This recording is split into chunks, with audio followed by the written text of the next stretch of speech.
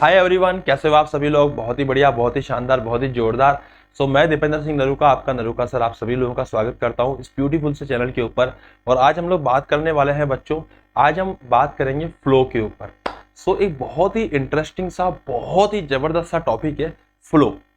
देखिए, एक इमेजिन कीजिए कि आप किसी झूले के अंदर बैठे हुए हैं ना, और उस झूले के अंदर जब आप बैठे हैं, कोई भी झूला है, लेट सपोज कि ऐसे जो नाव चलती है ना इस तरीके की, वो वाला झूला है, या फिर रोलर कोस्टर में अगर आप बैठे हुए हैं, किसी भी प्रकार के अगर आप झूले में बैठे हैं, तो क्या उस झूले में बैठे वक्त क्या आप अपने पुराने दुख दर्द को सोच रहे होते हो? क्या नहीं। किसी झूले के अंदर जब हम बैठे होते हैं तो किसी हम लोग जो आने वाले टाइम में, फ्यूचर में क्या होने वाला है, क्या वो सोच रहे होते हैं? क्या बिल्कुल भी नहीं। हम किसी झूले के अंदर या ऐसी जगह पे जहां हम बहुत ज्यादा एंजॉय कर रहे हैं, बहुत थ्रिल मचा हुआ है लाइफ के अंदर, वहां हम लोग प्योर प्योर 100% तरीके से प्रेजेंट मोमेंट में होते हैं। यही है एक्चुअली फ्लो। मतलब जब हम लोग किसी भी चीज के अंदर एग्जैक्टली प्रेजेंट मोमेंट में जब आ जाते हैं ना, तो उसको बोलते हैं बच्चों फ्लो। हेलो, क्या मेरी बात सभी लोगों को समझ में आ रही है? तो जैसे हम लोग प्रेजेंट मोमेंट में आते हैं, जैसे हम लोग एग्जैक्टली उस मोमेंट में जब आ जाते हैं, जब ना कोई फ्यूचर है, ना कोई पास्ट है, ना कोई चिंता है, ना कोई एंजाइटी है, कुछ नहीं है, बस हम प्रेजेंट में हैं, वो हमारा फ्लो है। और सोचो उस फ्लो में आने के लिए हम लोग कितने पैसे खर्च करते हैं, उस फ्लो में रहने के लिए। वो जो 10-5 मिनट का, या ऐसे मान लीजिए कि 3 मिनट का, 4 मिनट का जो झूले की राइड होती है, या फिर वॉटेवर, जिसके अंदर हम लोग बहुत ज्यादा एंजॉय करते हैं एट प्रेजेंट मोमेंट को, उसके लिए हम कितना पैसा खर्च कर देते हैं। लेकिन अगर हमको कोई बोले कि आपको रियल लाइफ में प्रेजेंट मोमेंट में ही रहना है, तो हम लोग प्रेजेंट मोमेंट में नहीं रह पाते। या तो हम लोगों के साथ क्या होता है, पास्ट की कुछ बैगेज होते हैं जिससे जो हमें परेशान कर रहे होते हैं, या फिर फ्यूचर की जो चिंताएं होती है, एंजाइटीज होती है, जो हमको तंग कर रही होती हैं। मतलब बहुत कम टाइम पे आदमी जीवन में प्रेजेंट मोमेंट पे होता है। अब बात यह है कि इस फ्लो का मतलब क्या है, या इस फ्लो का ये जो फ्लो हम पढ़ रहे हैं, इसका हम लोगों के फायदा क्या है ना। तो बच्चों, एज ए स्टूडेंट या एज ए, जैसे मान लीजिए आप किसी भी एग्जाम की तैयारी कर रहे हो, किसी भी कंपटीशन एग्जाम की तैयारी कर रहे हो, तो फ्लो एक बहुत ही इंपॉर्टेंट चीज है। कई बार हम बात करते हैं कि एक बार फ्लो बन जाए, उसके बाद देखिए कैसे स्पीड हमारी पकड़ती है। एक बार फ्लो बन जाए, देखिए उसके बाद हम कैसे जल्दी जल्दी चीजें पढ़ लेते हैं। एक बार फ्लो बन जाए तो हम लोगों के सारे क्वेश्चन हो जाते हैं। लेकिन वो फ्लो बनाने के लिए हमको क्या करना पड़ेगा, वो सब चीजें आज हम इन 5 स्टेप्स में सीखेंगे। तो बेसिकली फ्लो का मतलब ये हो गया कि हम लोग किसी भी प्रेजेंट मोमेंट में, whatever the task we are doing, let suppose कि मैं यहाँ पे वीडियो बना रहा हूं, तो मेरा 100% कॉन्सेंट्रेशन अगर वीडियो पे है तो मैं फ्लो में हूं। ओके। और सिमिलरली अगर मान लीजिए कि आप यहाँ पे वीडियो देख रहे हैं एंड आपका 100% कॉन्सेंट्रेशन अगर वीडियो में है, तो आप फ्लो में है। तो आपको बेस्ट से बेस्ट यहाँ पर अपना टास्क देना है, अपना बेस्ट से बेस्ट प्रोवाइड करना है, या बेस्ट से बेस्ट वहां पे देना है उस पर्टिकुलर मोमेंट के अंदर, या उस पर्टिकुलर टास्क के अंदर। तो भाई ये ऐसा नहीं होता है कि किसी ने बताया, हम मोटिवेट हो गए और आज हम लोग ठान लिया कि हम आपसे ऐसे ही करेंगे, आपसे हम प्रेजेंट मोमेंट में रहेंगे और खत्म बात। ऐसा नहीं होता है बच्चों। मोटिवेशन और जो भी आपके अंदर ये जो डोपामिन रिलीज होता है ना, ये सब 2-4 मिनट के लिए, 2-4 घंटे मान लीजिए मैक्स टू मैक्स, इतनी सी देर के लिए होता है। उसके बाद दोबारा सब डाउन हो जाता है। समझ रहे हो ना मेरी बात? तो बेसिकली हम लोगों को अगर इसी स्टेट में रहना है, या हम लोगों को इस फ्लो वाली स्टेट को परमानेंट बनाना है, तो हमको कुछ स्टेप्स फॉलो करने पड़ेंगे अपने लाइफ के अंदर, अपने टास्क के अंदर। तो उन्हीं स्टेप्स को बच्चों आज हम यहाँ पे डिस्कस करने वाले हैं। तो चलिए सबसे पहले मैं अपने बारे में बता देता हूँ। मेरा नाम है दीपेंद्र सिंह नरूका, लोग मुझको प्यार से नरूका सर बोलते हैं। ओके, एक सेकंड। या Dipendra Singh Naruka, mentor of thousands of IITians and doctors. And बच्चों, मैंने कोटा में काफी लंबे टाइम तक पढ़ाया है। उसके अलावा आप जानते ही हैं कि मैंने खुद का बहुत सारे काम भी किए हैं, बहुत सारी चीजें अपनी खुद की डेवलप भी करी थी। बट ठीक है, एज ए टीचर अगर मैं अपना इंट्रोडक्शन दूं, तो मैंने आपको कोचिंग्स के बारे में बता दिया यहाँ पे। ठीक है, अभी हम आज से आगे बढ़ते हैं फटाफट से, और हम बात करते हैं कि यहाँ से हम आगे बढ़ते हैं बच्चों, और बात करते हैं कि हम लोग फ्लो को कैसे चूज करेंगे। अच्छा, मैं आपको एक और चीज बता दूं, अनअकैडमी में बच्चों हम लोग 2 प्रकार से पढ़ सकते हैं, प्लस में और एक आइकॉनिक में। तो वो कैसे पढ़ना होता है वो मैं आपको बाद में समझाऊंगा। ठीक है, लेकिन पहले हम फ्लो को समझते हैं, डिस्कस करते हैं फ्लो को ढंग से।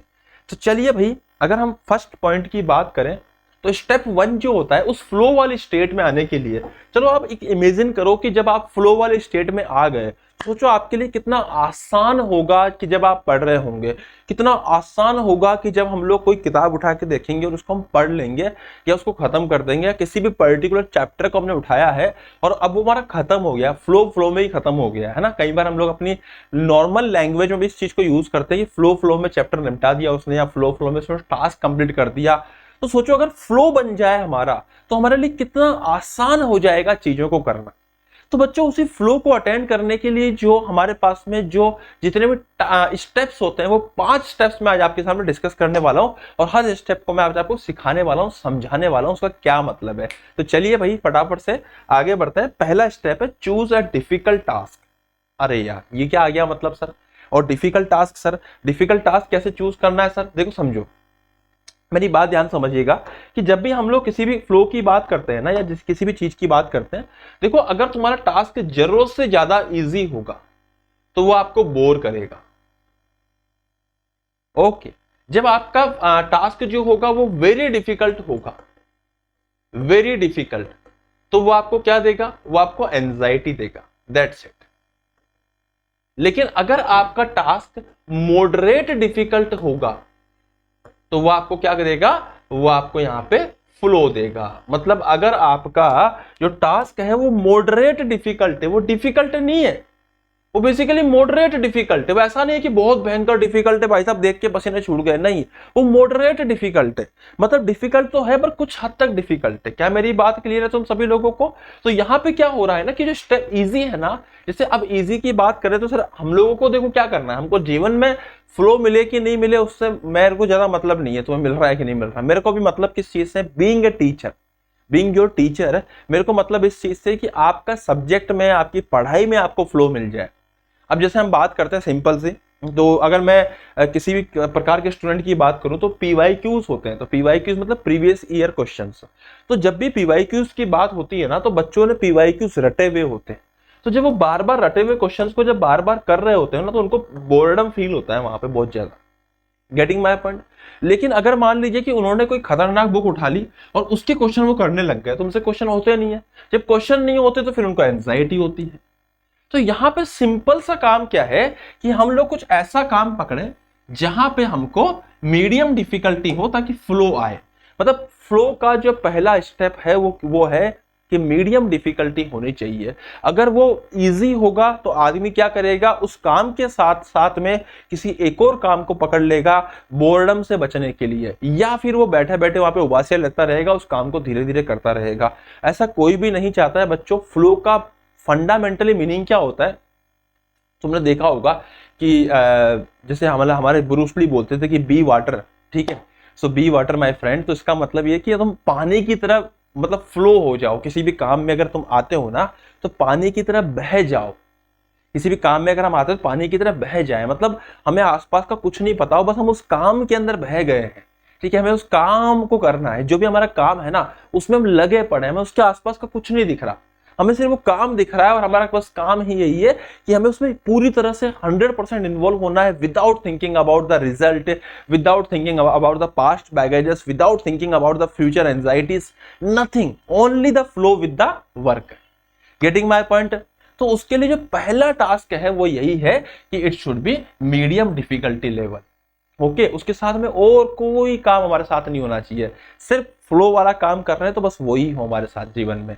Are you getting my point? चलिए यहां से आगे बढ़ते हैं फटाफट से। अब है step 2, so knowing how to do it. अब यहां से बात ये आती है कि भैया हमें ये पता होना चाहिए कि उसको उस टास्क को करना कैसे है। लेट सपोज कि भाई तुमने उठा लिया कि मॉडरेट डिफिकल्टी वाला टास्क उठा लिया कि तुमको लेट सपोज कि मेडिटेशन करना है, मान लीजिए, है ना। एक एग्जांपल ले रहा हूं, मेडिटेशन तो करना है साहब, इतना कुछ खास डिफिकल्ट तो है नहीं, लेकिन हल्का सा मॉडरेट डिफिकल्ट नई चीज है। ऑब्वियस बात है ये हमको क्या देगी? एक्साइटमेंट देगी। ऑब्वियस बात है कि हमको मजा आएगा इस काम को करने में, लेकिन ये नहीं पता कि करना कैसे। तो हो गया काम खराब हमारा, तो वहां फ्लो नहीं बन पाएगा। तो हमें ये पता होना चाहिए, लेट सपोज कि भाई मैं किसी चैप्टर की बात कर रहा हूं, तुम्हें पढ़ाई में अगर अपना फ्लो बनाना है ना, तो सबसे पहली बात तो जैसे तुमने पीवाईक्यूज कर रहे हो, अब कुछ पीवाईक्यू से ऊपर उठ के कुछ नई चीज उठाओ। मान लीजिए तुम एनसीईआरटी रीडिंग कर रहे हो, अब तुमने रीडिंग तो उठाई एनसीईआरटी पर, तुम रीडिंग के नाम पे पढ़ रहे हो एकदम से कुछ ऐसे डेरिवेशन, जैसे तुमने ऑल्टरनेटिंग करंट उठा लिया। अब तुमको कुछ नहीं पता, ना तुमने इलेक्ट्रो पढ़ा है, ना तुमने करंट पढ़ा है, ना तुमने मैग्नेटिज्म पढ़ा है, कुछ नहीं पढ़ा, तुमने सीधा उठा लिया इलेक्ट्रो ऑल्टरनेटिंग करंट। अब तुम्हें वहां पे कुछ भी समझ में नहीं आ रहा है ना, पावर फैक्टर क्या होता है वो समझ में नहीं आ रहा, तुम्हें वहां पे रिएक्टेंस क्या होती है, इंडक्टेंस क्या होती है, कुछ समझ में नहीं आ रहा। तो ऐसे फ्लो का फिर कोई मतलब नहीं रहता है, मतलब फ्लो बन ही नहीं पाएगा सही बताऊं तो।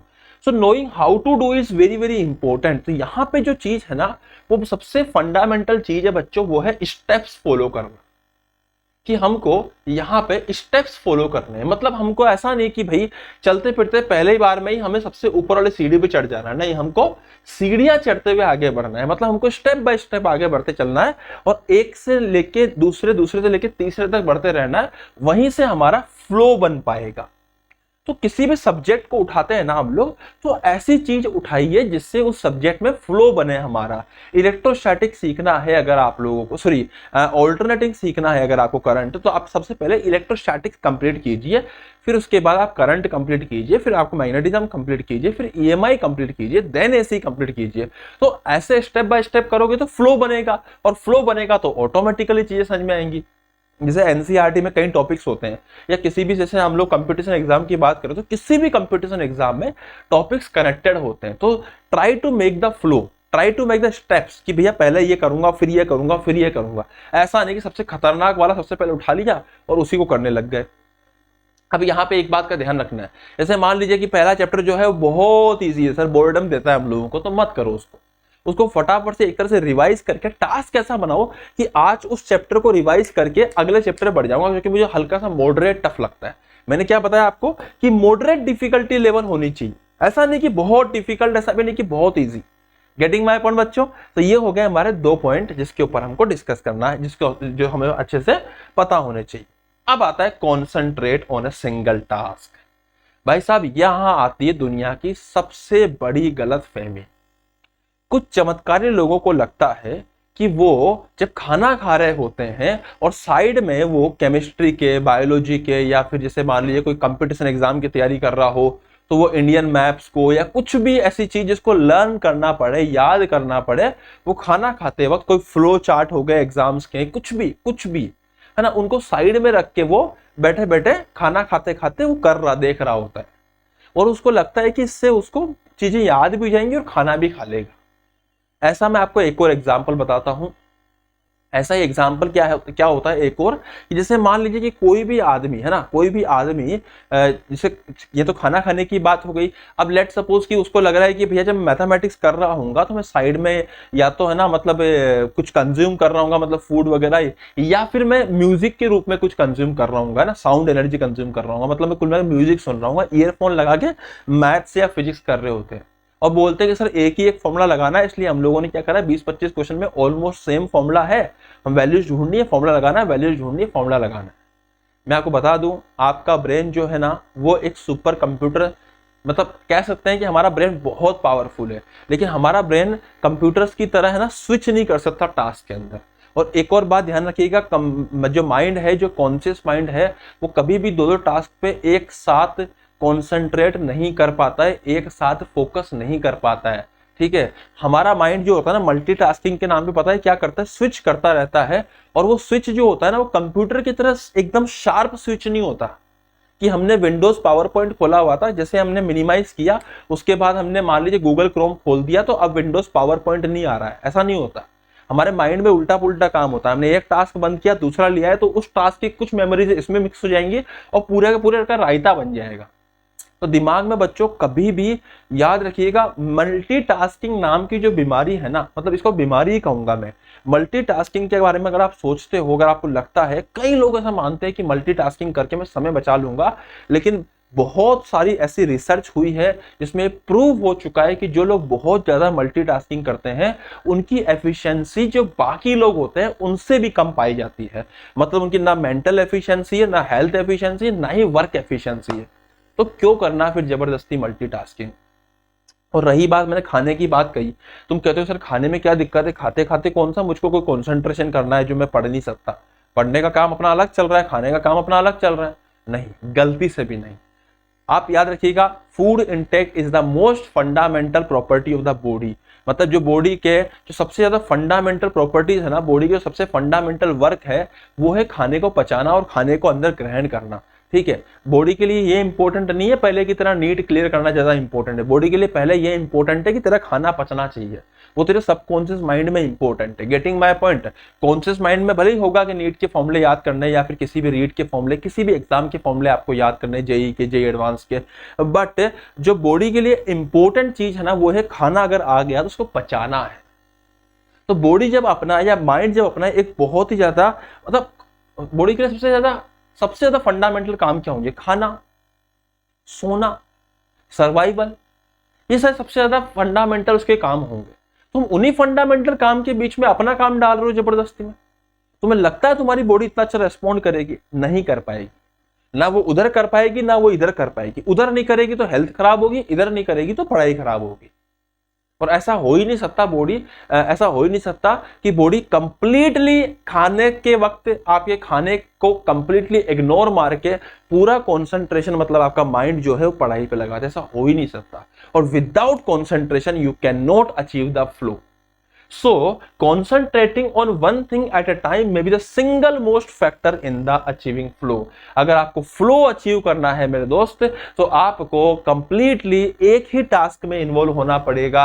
आपको अगर फ्लो अचीव करना है तो आपको उस एक टास्क में अपनी पूरी 100% एनर्जी लगानी पड़ेगी, तब जाके आप फ्लो को अचीव कर पाओगे। और it is a single most way to achieve the flow, है ना, single most important way to achieve the flow.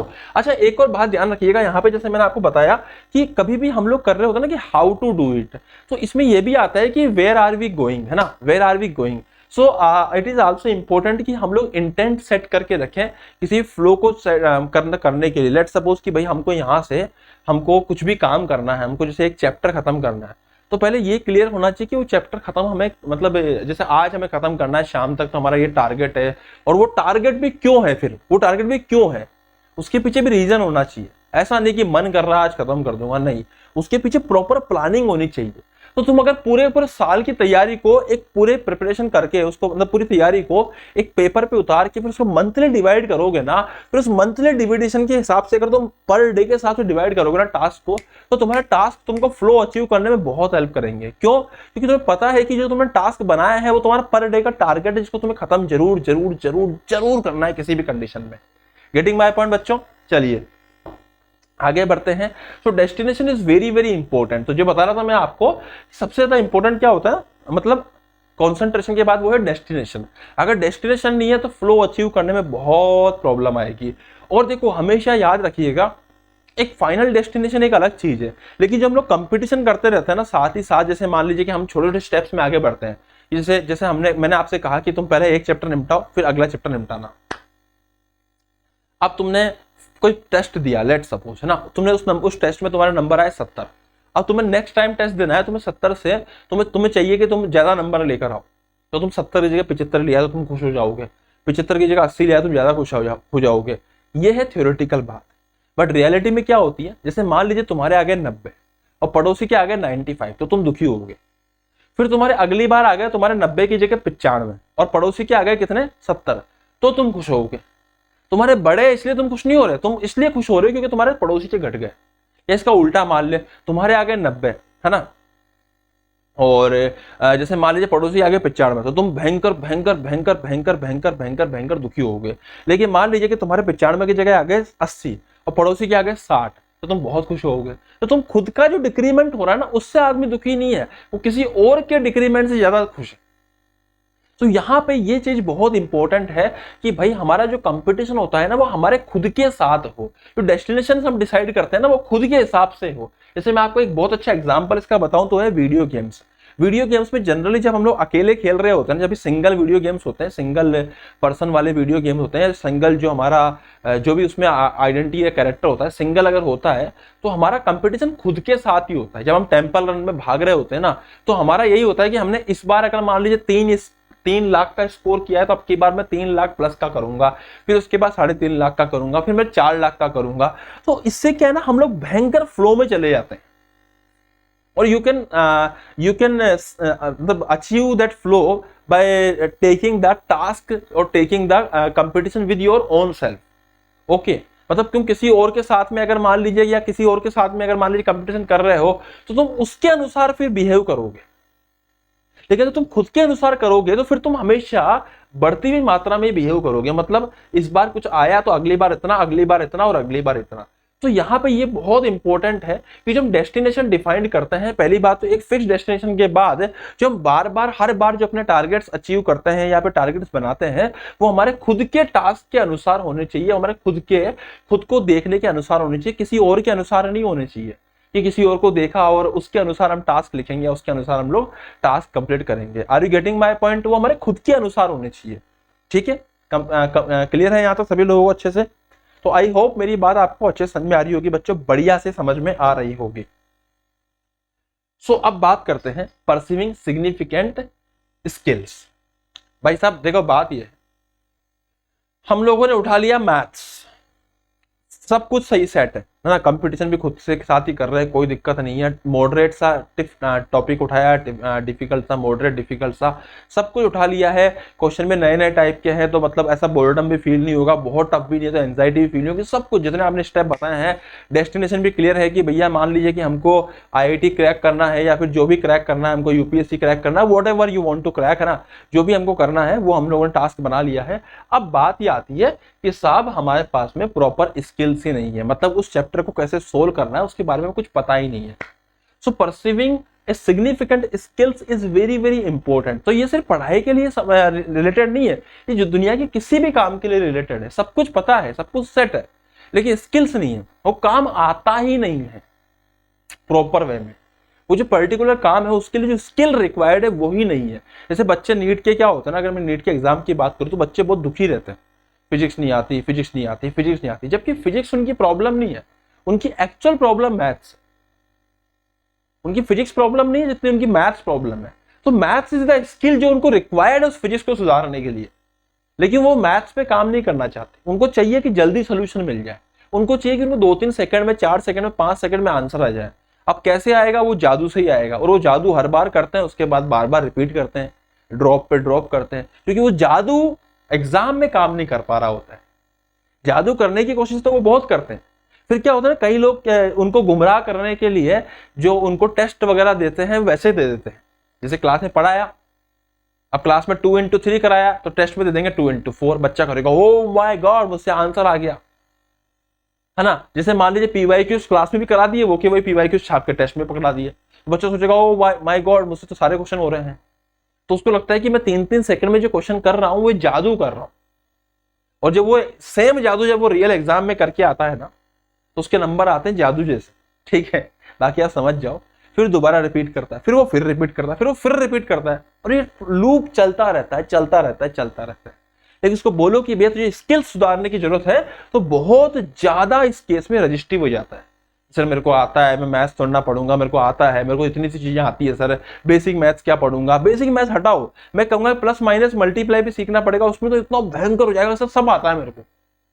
Getting my point? तो यहाँ पे ये बहुत जरूरी है कि रिक्वायर्ड स्किल्स जो भी है ना वो आपको अच्छे से बहुत ही सिस्टमेटिकली क्लियर होनी चाहिए। क्या मेरी बात यहाँ तक अच्छे से क्लियर है बच्चों? आई होप कि ये वीडियो आपको काफी अच्छा लगा होगा।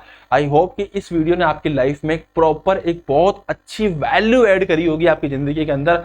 ये वीडियो आपको काफी अच्छा भी लगा होगा, तो मैं उम्मीद करता हूं कि इस वीडियो को आप लोगों तक शेयर करोगे, इसको लाइक एंड शेयर जरूर करोगे बच्चों, एंड इसको चैनल को सब्सक्राइब जरूर कर दोगे। उसके अलावा बता दूं मैं आप लोगों को कि ये हमारा अनअकैडमी में अगर आप पढ़ना चाहते हो, मेरे से पढ़ना चाहते हो, तो आप लोग आ सकते हो। मेरा कोड है नरुका10, नरुका10 डाल के आप लोग प्लस और आइकॉनिक ज्वाइन कर सकते हो। प्लस में आपको classes, weekly test, unlimited access, structured course वगैरह मिल जाएगा। मतलब तुम मुझसे बात करके पढ़ सकते हो, है ना। मैं अनअकैडमी में साथ में पढ़ा रहा हूँ बच्चों। साथ में आपको iconic personal guidance, test analysis, expert की गाइडलाइंस, स्टडी मटेरियल, प्लानर मिल जाता है। तो प्लानर मतलब आपकी जो सिचुएशंस है ना उसके अकॉर्डिंग मिलता है। तो अगर कोई नीट का बच्चा है ना तो वो अनअकैडमी मुझसे पढ़ सकता है। Getting my point? So NEET का बच्चा जो है वो अनअकैडमी मुझसे पढ़ सकता है। बाकी मेरा कोड इस्तेमाल करके आप मेरे से पर्सनल गाइडेंस भी ले सकते हो। और कोई भी कंपटीशन के एग्जाम की अगर आप तैयारी कर रहे हो, लेट सपोज आप IIT भी कर रहे हो, किसी की भी कर रहे हो, तो भी आप लोग अनअकैडमी में आ सकते हो। यहाँ पे हर प्रकार के कोर्स चलते हैं। कोड जो है वो है Naruka 10 and this code will give you 10% discount on any type of fees. फिलहाल के लिए से मैं नीट की बात करूँ तो यहाँ पे 12 मंथ्स की जो फीस है नीट की प्लस की वो 34,650 है, काफी कमी है तो, है ना। लेकिन 6 मंथ्स की मैं आपको रिकमेंड करूंगा क्योंकि 6 मंथ ही बचे हैं अभी 2022 के नीट के लिए, तो 25,200 रुपये फीस लगेगी। आइकॉनिक की जो फीस है 6 महीने की वो है 34,200। 12 महीने की 58,500 है, लेकिन 6 महीने की 34,200 है। उसमें भी अगर आप मेरा कोड इस्तेमाल करते हो नरूका 10, तो नरूका 10 के बाद 34,200 है। आइकॉनिक में मेन चीज क्या मिलेगी, doubt sessions, 1-to-1 live mentorship and physical notes.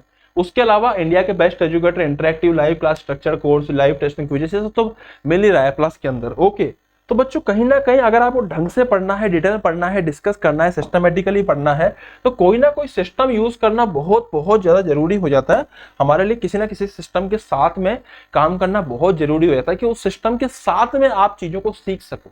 सिर्फ रैंडमली इधर उधर टाइम पास करने से क्या पढ़ाई नहीं होती। तो पढ़ाई अगर अच्छे से करनी है तो आपको कोई सिस्टम चूज करना पड़ेगा। मैं ये नहीं कह रहा हूँ कि आपके पास यही एक ऑप्शन है, बाकी ऑप्शन आप अपने हिसाब से ढूंढ सकते हो, लेकिन मैंने आपको बताया कि ये बेस्ट ऑप्शन रहेगा आइकॉनिक, वो भी 6 महीने का, अगर आपको नीट 2022 के लिए प्रिपेयर करना है तो। और 23 के लिए करना तो 18 महीने, क्योंकि एक तो खुशखबरी क्या है कि यहाँ प्राइस हाइक होने वाली थी जो कि पोस्टपोन्ड कर दी गई है, चाहे प्लस की हो चाहे आइकॉनिक हो। नीट की प्राइसिंग तो पुरानी प्राइसिंग ही रहेगी अभी। 18 महीने की 47,250, 6 महीने की 28,000, 18 की 80,000, है ना, 6 महीने की कुछ 38,000 फीसेस की। नरूका 10 डालने के बाद 10% डिस्काउंट मिल जाएगा। ये कई सारे बैचेस है बच्चों, यहाँ चलते रहते हैं। जैसे 2022 के लिए 8 दिसंबर को बैच चालू हो रहा है, आप कोई सा बैच ज्वाइन कर सकते हो। यहाँ ऐसा कुछ भी नहीं है कि आपको, है ना, एक बार जैसे बैच ले लिया तो आप चेंज नहीं कर सकते। मेन चीज क्या है कि यहाँ पे सब कुछ अनलिमिटेड है, और इंपॉर्टेंट चीज क्या है कि 6 महीने के सब्सक्रिप्शन पे आपको 1 महीना फ्री मिल रहा है, और 18 महीने के सब्सक्रिप्शन पे आपको 2 महीना फ्री मिल रहा है। तो स्पेशल ऑफर, नाउ और never need using. Getting my point. एक और इंपॉर्टेंट बात मैं आपको बता दूं, अनअकैडमी आपको बहुत ही अच्छी ऑल इंडिया टेस्ट सीरीज दे रहा है जो कि फ्री है, नीट के लिए ही है। इसमें सचिन जी यहाँ पे ब्रांड एम्बेसडर हैं। इसके अंदर 12 दिसंबर को बच्चों 2 बजे टेस्ट होगा। नरूका 10 डाल के इस टेस्ट को फ्री में दीजिए। फ्री टेस्ट है, इसमें बिल्कुल भी आपके पैसे नहीं लग रहे हैं, और ऑल इंडिया टेस्ट सीरीज होने वाली है। यहाँ पे इसमें क्या क्या मिलेगा, रिवॉर्ड मिलेंगे आपको मैकबुक एयर 1 से लेके 5 तक, 6 से लेके 10 तक आपको आईफोन 12 मिलेगा, 11 से 50 रैंक लाने पे आईपैड मिलेगा, 16 से 25 में अमेजन का इको, 26 से 250 में आपका अमेजन का गिफ्ट वाउचर, और 200 लकी विनर्स को अमेजन के गिफ्ट वाउचर्स मिलेंगे। स्कॉलरशिप अलग मिल रही है, 1 से 10 रैंक लाने वाले को 100% स्कॉलरशिप, 11 से 50 को 50%, उसके बाद 2000 रैंक तक 15% स्कॉलरशिप। कोड है मेरा नरूका 10, इसको डाल के आप ये टेस्ट फ्री में दे सकते हो। इसका लिंक कहाँ से मिलेगा, आप unacademy.com सर्च कीजिए, उस पर जाके ऑल इंडिया टेस्ट सीरीज जाके सर्च कर सकते हो, आपको रिजल्ट वहां पे लिंक वगैरह मिल जाएगा। ओके, बाकी 10 free full length test curated for NEET UG 2022 aspirant, है ना, ये आपको मतलब कंप्लीट परफॉर्मेंस वगैरह मिल जाएगी। यहाँ पे एक्साइटिंग रिवॉर्ड है, scholarship, competitive analysis against NEET UG aspirants across India, full length topic wise NEET test as per the NEET UG curriculum.